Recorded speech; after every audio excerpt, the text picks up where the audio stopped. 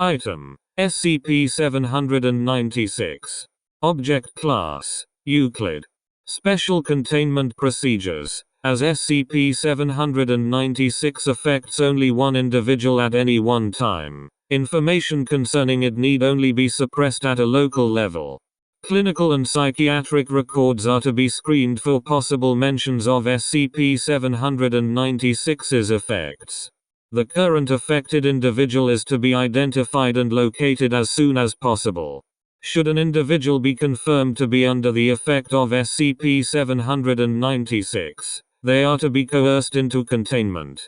The use of force, lethal or otherwise, is not permitted against individuals suspected of being affected by SCP-796. Once the current affected individual is located, they are to be housed in a modified humanoid containment chamber lined with memory foam and equipped with microphones with a sensitivity of at least -35 dB to confirm the continued presence of SCP-796.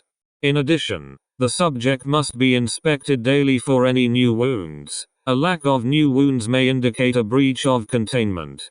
Wounds inflicted on the affected subject must be disinfected and treated promptly. Similarly, damage to the containment chamber as a result of SCP-796 must be repaired as soon as possible. Essential personnel are not to approach 100 meters of the containment chamber without prior authorization, and contact with the affected subject is to be limited only to non-essential and D-Class personnel. In addition, at least one D-Class personnel is to reside in the 100-meter exclusion area at all times. The death of the current affected individual is to be considered a possible containment breach. As such, their safety must be ensured at all times. In the case of their death, the residing D-Class personnel will be inspected for signs of SCP-796 and subsequently contained as necessary. Update: as of the 1st of February 2005, SCP-796 is currently contained by Subject 796-17.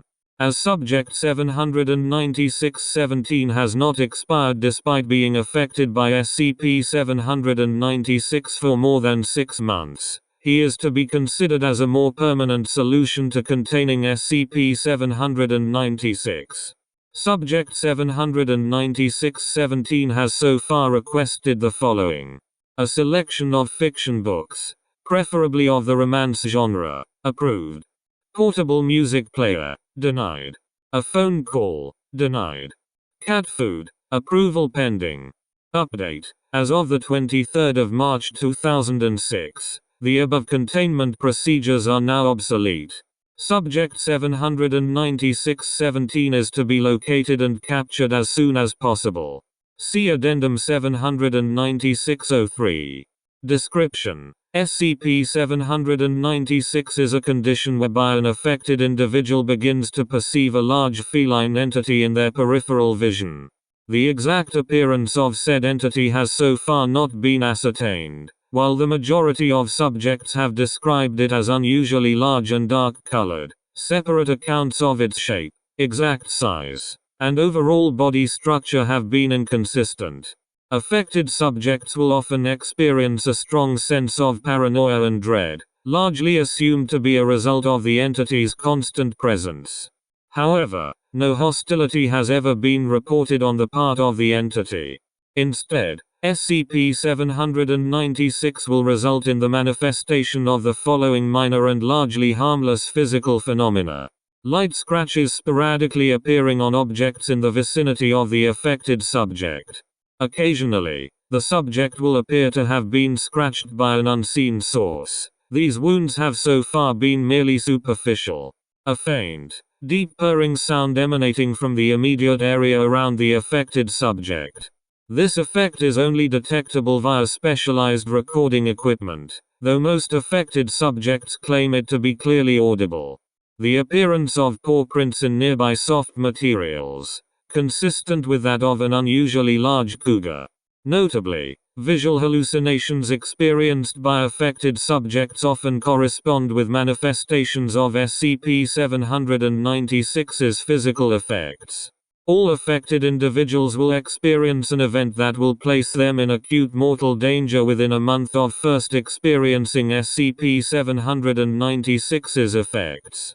It is unknown if SCP-796 is the cause of such events, or if it is aware of and attracted to individuals who will experience such events. Affected individuals' claims that SCP-796 causes bad luck are to be disregarded, as research has shown that affected individuals do not experience statistically increased rates of misfortune or accident. All individuals affected by SCP-796 will nonetheless expire within 1 month. Upon the death of the current subject, SCP-796 will transfer to an individual in the immediate vicinity. SCP-796 was first documented in the town of Bay St.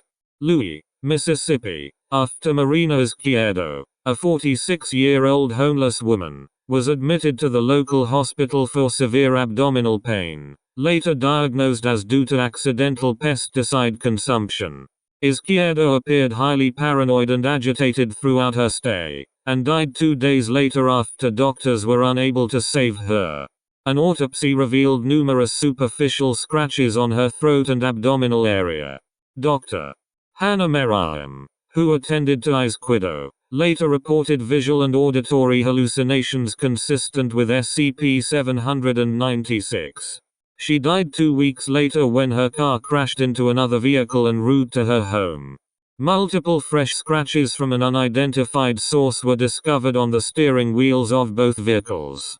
At least 27 other individuals are suspected to have been affected by SCP-796 prior to Foundation intervention and containment on the 9th of September 2001.